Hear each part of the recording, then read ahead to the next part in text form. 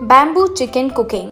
एक समय पर सुभाष नाम का एक रसोइया एक बार अपनी पत्नी के साथ मिलकर नदी के किनारे एक ढाबा शुरू किया। उसके पास रोहित नाम का रसोइया मदद के लिए था। वहाँ आए लोगों को सुभाष का बनाया बैम्बू मशीन का ग्रिल चिकन बहुत पसंद था।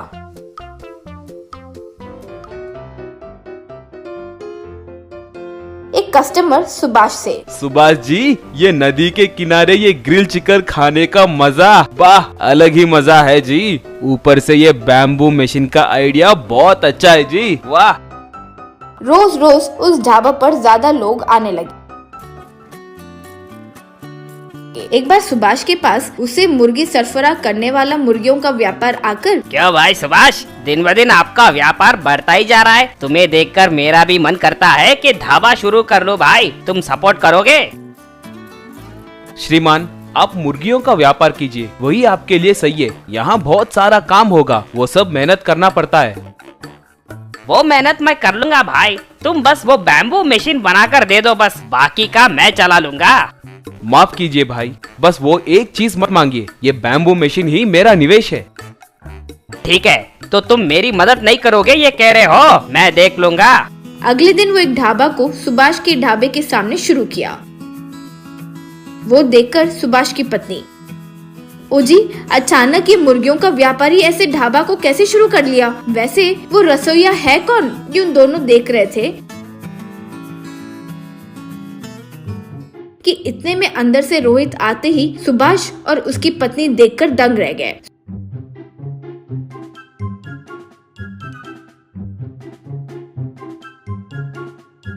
सुभाष तब रोहित के पास आकर, ये क्या रे, एक बार तो बता सकते थे ना। अगर तुम्हें ढाबा शुरू ही करना था तो हमसे कह सकते थे ना, हम ही कोई प्लान बना कर देते ना।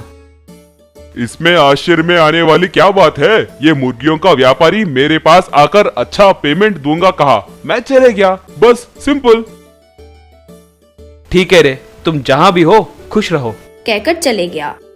उस दिन से धीरे धीरे सुभाष के पास आए लोगों की संख्या कम होकर सब मुर्गियों के व्यापारी के ढाबा पर जाने लगे।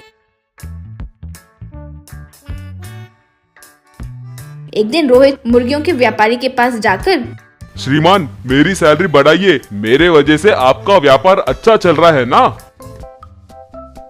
क्या भाई, तुम्हारे वजह से मेरा व्यापार अच्छा चल रहा है? मेरी मुर्गियों को मैं बाहर 300 रुपए केजी में बेचता हूँ, लेकिन मुझे वो 100 रुपए में ही मिलते हैं, इसलिए हम ग्रिल चिकन का रेट इतना कम लगाए। सुभाष के ढाबे का रेट से यहाँ के ढाबे में चिकन रेट कम होने के कारण सब यहाँ आ रहे हैं। तुम्हारे वजह से संख्या बढ़ी है, ऐसे मत सोचो, ये याद रखो। रोहित को बहुत अपमानित महसूस हुआ, लेकिन क्या करे, वो समझ नहीं पाया तो वहाँ से चले गया। एक बार सुभाष परेशान बैठा था तो बेटी लक्ष्मी आकर, क्या हो पिताजी, क्यों इतने डल हो? सुभाष तब जो हुआ वो बताया। पिताजी, मुझे पूरी बात समझ आ गई, अब मैं ये संभाल लूंगी। अगले दिन एक स्पोर्ट्स कार में एक रिच फेलो मुर्गियों के व्यापारी के पास जाकर, हे लुक मैन, मैं यहाँ एक 5 स्टार होटल बनाने की सोच रहा हूँ, उसके लिए मुझे तुम्हारा सपोर्ट चाहिए। 5 स्टार होटल? यहाँ वो सब बेकार हो जाएगा जी, यहाँ कोई नहीं आता। नहीं, यहाँ रोहित नाम का कोई खाना बनाने वाला है, वो बहुत अच्छा बनाता है, सुना है, वो बहुत फेमस हो गया है। हमारे गांव में उस रोहित के बारे में ही बात करते हैं। वो बातें सुनकर रोहित वहाँ आकर, बताइए, मैं ही रोहित हूँ। अरे इसका उतना सीन नहीं है जी, बस एवरेज खाना बनाता है, शायद आपको कोई रॉन्ग इन्फॉर्मेशन दिया होगा। देखो रोहित, मैं तुम्हें महीने का 1 लाख तनख्वाह दूंगा, यही एक बड़ा सा 5 स्टार होटल बनाना चाहता हूँ, तुम संभल पाओगे? रोहित बिना एक क्षण सोचे, श्रीमान, मुझे 1 लाख दोगे तो होटल को पूरा मैं संभाल लूंगा। ये लो एडवांस, अब से तुम मेरे पास ही काम करोगे, कहकर पैसे दिया। मुर्गियों का व्यापारी क्या करे समझ नहीं पाया। मुर्गियों का व्यापारी कई खाना बनाने वाले को लेकर आया, लेकिन कोई भी ठीक से खाना नहीं बनाने के कारण व्यापार ठीक से नहीं चला, तो वो ढाबा को बंद कर दिया। शहर में वो रिच फेलो लक्ष्मी को, सुभाष को रोहित के पास लेकर आया। रोहित उन तीनों को देखकर पूरा प्लान समझकर, ओ सुभाष, क्या प्लान बनाए, वाह, आखिरकार मुझसे होटल बनवा रहे हो, मुझ पर विश्वास करने के लिए बहुत बहुत शुक्रिया। तब से रोहित उस 5 स्टार होटल में अच्छे से व्यापार करके जीने लगा। गांव के एक गुफा में एक चोरों का सरदार ऐसे बोल रहा था। 40 साल 40 इयर्स के लंबे सफर के बाद हमारा सोमू आज रिटायर हो रहा है। कई चोरों को देखा है लेकिन हमारा सोमू बेबदल है। सोमू साहब, we will miss you. Retire होकर आप क्या करना चाहते हो? चोरी के अलावा मैंने ना कुछ किया है ना मुझे कुछ पता है। रिटायर होने के बाद मैं क्या करूँगा मुझे पता नहीं। सरदार तब सोचकर, सोमू साहब आप क्यों ना एक रेस्टोरेंट खोल दें? रेस्टोरेंट? मैं कहाँ बनाऊँ रेस्टोरेंट? मेरे पास जगह कहाँ है रेस्टोरेंट बनाने के लिए? जमीन के ऊपर जगह की जरूरत पड़ेगी लेकिन जमीन के नीचे थोड़ी ना पड़ेगी। भूगर्भ में रेस्टोरेंट? हाँ, हमारे चोरों को सिक्योरिटी नहीं है। हर जगह हम खाना नहीं खा सकते, इसीलिए चोरों के लिए चोरों का रेस्टोरेंट। हमारे चोरी का माल इसी रेस्टोरेंट में छुपाएंगे। क्या कहते हो? मुझे कोई दिक्कत नहीं है। जब तक आप जैसे चोरू चक्के इस दुनिया में हैं, मुझे कोई कमी नहीं होगी। रिटायरमेंट में भी मुझे इतनी बड़ी जिम्मेदारी देने के लिए धन्यवाद। वैसे सोमू सरदार के कहने पर भूगर्भ में एक रेस्टोरेंट खोलता है। सभी चोर रात को चोरी करके उस जगह पर पहुंचकर भूगर्भ में उस रेस्टोरेंट के अंदर पहुंचते हैं। रात को दारू पीकर खाना खाकर उस रेस्टोरेंट में सो जाते हैं। अगले दिन सुबह एक चोर, भाई आपका आइडिया बढ़िया है भाई। हम चोरों को सिक्योरिटी दिया है भाई तुमने।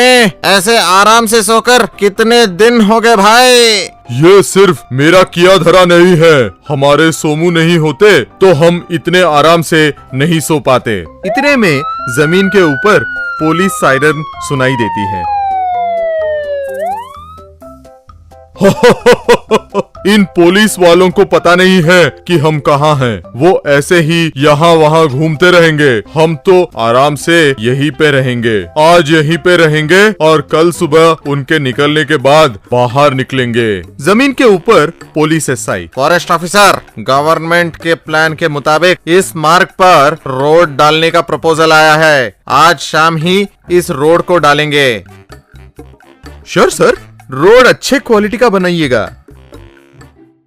बिल्कुल बिल्कुल, इसीलिए मुझे विशेष रूप से जांच करने के लिए बोला गया है। उस शाम को रोड रोलर के सहारे वहाँ रोड बनना शुरू होता है। थोड़ी देर बाद एसआई रोड रोलर के ड्राइवर के पास आकर, रोड रोलर को रोक दो। किसी एनजीओ ने कोर्ट से स्टे हासिल किया है ये कहकर कि हमने इस प्रोजेक्ट के लिए बहुत सारे पेड़ों को तोड़ा है। तब तक इस रोड रोलर को कहीं आसपास पार्क कर दो। रोड रोलर का ड्राइवर उस गुफा के द्वार के पास पार्क कर देता है। शहर में चोरियां ज्यादा हो रही हैं और जितनी भी कोशिश करूं उन चोरों को पकड़ना मुश्किल हो रहा है। अब तक वही परेशानी है सोचा था, अब ये एनजीओ ग्रुप भी आ पड़ा। ठीक है चलो कहकर वहाँ से निकल जाता है। अगले दिन सुबह चोरों का सरदार, ओए चलो चलो, पुलिस वाले निकल गए कहकर दरवाजे को खोलने की कोशिश करता है लेकिन वो दरवाजा नहीं खुलता। 4 लोग साथ मिलकर प्रयास करते हैं तब भी वो दरवाजा नहीं खुलता। अरे ये क्या, इतना प्रयास करने पर भी दरवाजा नहीं खुल रहा है, अब क्या करें कहकर सोचने लगता है। हर एक चोर दरवाजे को खोलने के प्रयास में नाकाम होते हैं। सरदार, हम ऐसे कैसे फंस गए सरदार? देखेंगे, हमारी कोशिश हम करेंगे। वैसे 3 दिन निकल जाते हैं। सरदार, रेस्टोरेंट में खाने के लिए कुछ नहीं है, पीने का पानी भी नहीं है। 3 दिन हो गए हैं नहा के। हमारे बाहर निकलने का एक ही रास्ता है, हमें इस जगह के बारे में किसी को बताना चाहिए। वैसे थोड़े चोर थोड़े लोगों को कॉल करके उनका पता बताने लगे लेकिन बहुत लोग वहां आकर कुछ ना दिखने पर वापस चले गए। आखिर में एक युवक वहां आकर, भाई भाई आपके लोकेशन पे आ गया हूँ, लेकिन आपके गुफा के दरवाजे पर रोड रोलर पार्क किया हुआ है, मैं इसे कैसे हटा सकता हूँ? ऊपर से इस पे ताला लगा हुआ है भाई कहकर वहाँ से निकल जाता है।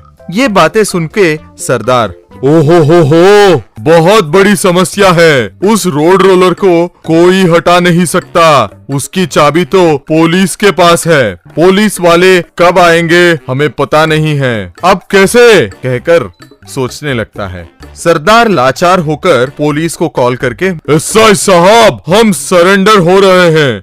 बहुत अच्छे, बहुत अच्छे। तुम लोग कहाँ हो, बताओ। आपने रोड डालते वक्त अपने रोड रोलर को जहां पार्क किया उसके बिल्कुल नीचे हैं। एसआई और उसके साथी जल्दी जल्दी वहां पहुंचते हैं और रोड रोलर को हटाकर गुफा के अंदर जाकर सभी को अरेस्ट करते हैं। एक गांव में अनंत नाम का एक बिरयानी बेचने वाला आदमी रहता था। अनंत का बिरयानी उस गांव में बहुत मशहूर था।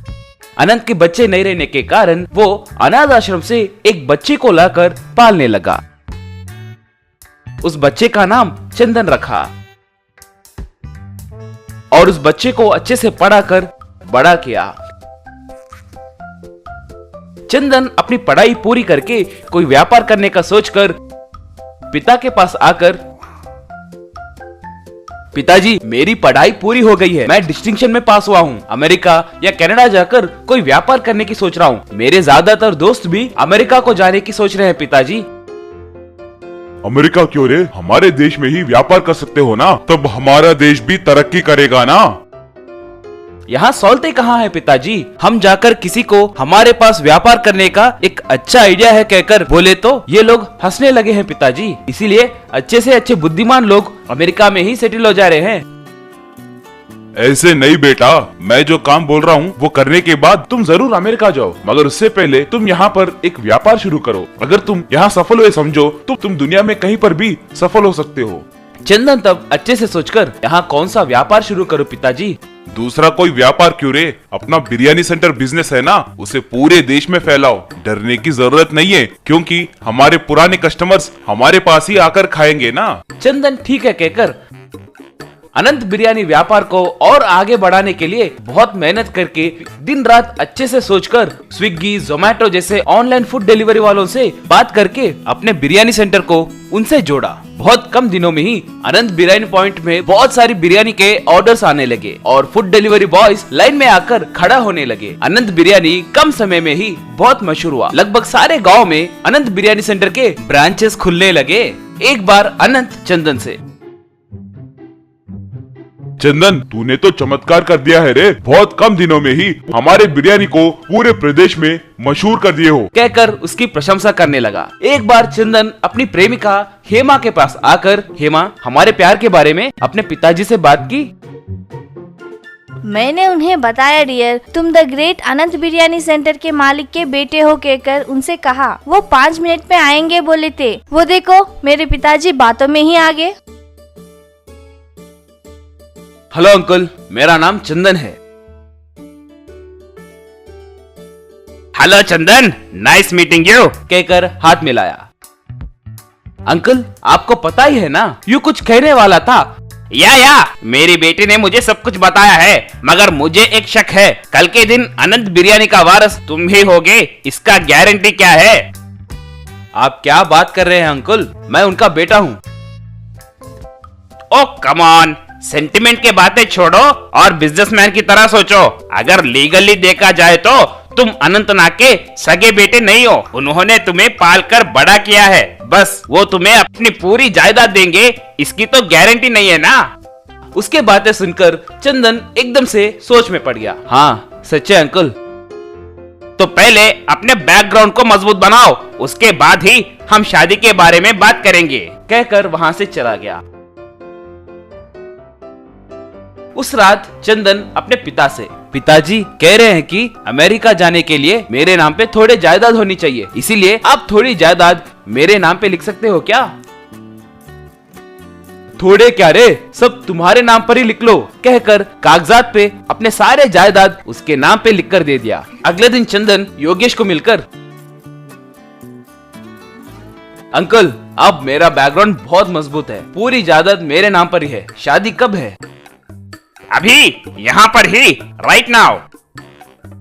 क्या अभी? वो नहीं, मेरे पिताजी के बिना। ओ कम ऑन मैन, वो तुम्हारा सगा बाप तो नहीं है ना, और ऊपर से मुहूर्त का समय भी हो रहा है। कमान कमान। कहकर उन दोनों की शादी घर में ही करवा दिया। चंदन अपने पत्नी के साथ घर गया और उन्हें देखकर अनंत दंग रह गया। ये क्या रे, ऐसे अचानक से शादी की है? कम से कम एक बात तो कह देते। तुम्हें क्यों बताए? ये हमारी निजी मामला है। देखो माँ, मैं इसका पिता हूँ। तुम पिता कैसे बन गए हो? तुमने इन्हें पाला है क्या, या तुम इनके सगे पिता हो? ये मेरा सगा बेटा नहीं है तो क्या हुआ माँ? इसे पालकर पढ़ाकर इतने बड़े अनंत बिरयानी सेंटर का मालिक बनाया हूँ ना। बाप रे, ये अभी इतने बड़े बड़े बातें कर रहे हैं तो कल के दिन और क्या क्या कहेंगे? पिताजी, आपको बात करने की तमीज नहीं है क्या? आप ऐसे क्यों बात कर रहे हैं? रुला दिए ना बेचारी को।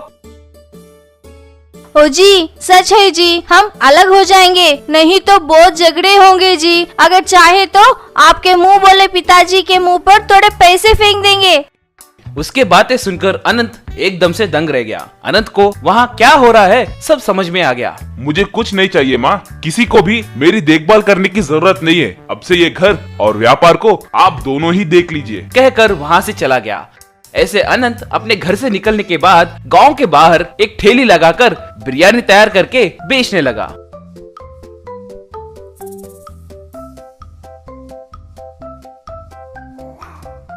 व्यापार भी ठीक ठाक ही चलने लगा। आए थोड़े कस्टमर्स को अच्छे से बिरयानी बेचने लगा। बगल वाले स्कूल के गरीब बच्चों को मुफ्त में बिरयानी खिलाने लगा। थोड़े दिनों के बाद अनंत बिरयानी धीरे धीरे वहाँ पर मशहूर होने लगी। एक दिन एक बड़े कार में एक अमीर आदमी आकर, अंकल मुझे एक प्लेट बिरयानी दीजिए। अनंत उस आदमी को बिरयानी दिया। वो अमीर आदमी बिरयानी खाकर, वाह अंकल, इतने सालों के बाद भी आपके बिरयानी का स्वाद नहीं बदला है। आप मेरी एक मदद कर सकते हो क्या? मैं एक बिरयानी सेंटर खोलने की सोच रहा हूँ, उसे आपको ही चलाना होगा, कहा और अपने बिरयानी बिजनेस लगाने के प्लान के बारे में बताया। अनंत अच्छे से सोचकर ठीक है कहा। वो अमीर आदमी उनका धन्यवाद करके कल ही आकर काम के बारे में बात करूंगा कहकर वहाँ से निकल गया। और दूसरी तरफ चंदन दुखी होकर हेमा से, दिन ब दिन हमारे बिरयानी के सेल्स गिरते जा रहे हैं, हमारे ग्राहक बिरयानी का स्वाद पहले के जैसे नहीं है कहकर होटल आना ही बंद कर दिए। लगभग हमारा व्यापार खत्म हुआ है। सोचो, तुम्हारे पिताजी से थोड़े पैसे एडजस्ट करने के लिए पूछोगे क्या? क्यों जी, हमने शादी में दहेज नहीं दिया है कहकर अब ऐसे पैसे पूछ रहे हो क्या? मैं क्या पूछ रहा हूँ और तुम क्या बोल रही हो? तुम्हें समझ आया क्या? हाँ जी, मुझे सब समझ आ गया जी, मैं अब 1 मिनट भी यहाँ नहीं रहूंगी कहकर अपने मायके चली गई। चंदन अब क्या करना है कुछ समझ नहीं पाया और उदास होकर बैठ गया। तभी अचानक एक कार वहाँ पर आकर रुकी। वो आदमी चंदन के घर के अंदर आकर, हेलो चंदन, पहचाना क्या? चंदन उसे देखकर, रे भाई तुम ही हो क्या? क्या रे ऐसे आए? अभी अभी एक अच्छी डील हुई है रे, उस भगवान की कृपा से मैं फिर से बिरयानी बिजनेस शुरू करने वाला हूँ। ऐसे वो दोनों बहुत देर तक बात किए। उसका दोस्त चंदन से, रे तुम्हारे पिताजी ही मेरे इंस्पिरेशन है रे, एक बार मैं उनसे मिलना चाहता हूँ रे, एक बार उनसे मिलाओ ना। चंदन तब अपने किए गलतियों के बारे में उसे बताने लगा। चिंता ना करो रे, कम से कम तुम्हें अपने गलती का एहसास हुआ है ना। वैसे तुम्हारे पिताजी कहाँ पर है रे? पता नहीं रे, मैंने कई जगह उन्हें ढूंढा है मगर वो मुझे कहीं नहीं दिखे। ठीक है रे, मेरे साथ आओ, हम दोनों मिलकर मेरे पहचानत के एक अंकल के पास जाएंगे और अपने व्यापार के बारे में उनसे बात करेंगे, वो जरूर मान जाएंगे। कहकर वो दोनों मिलकर अनंत के पास गए। अनंत को देखते ही चंदन, पिताजी कहकर उनके पैरों पर गिरकर, मुझे माफ कीजिए, मैंने बहुत बड़ी गलती की है, मुझे माफ कीजिए पिताजी। उठो बेटा। चंदन के दोस्त को वो ही चंदन के पिता अनंत है कहकर समझ आ गया और चंदन और दोस्त जो हुआ वो सब अनंत को बताए और अपने बिरयानी सेंटर के व्यापार के बारे में बात की और अनंत उनके साथ काम करने मान गया। वो तीनों मिलकर फिर से अनंत बिरयानी पॉइंट बिजनेस शुरू किए और तब से अनंत और उसका बेटा एक ही घर में खुशी से जीने लगे।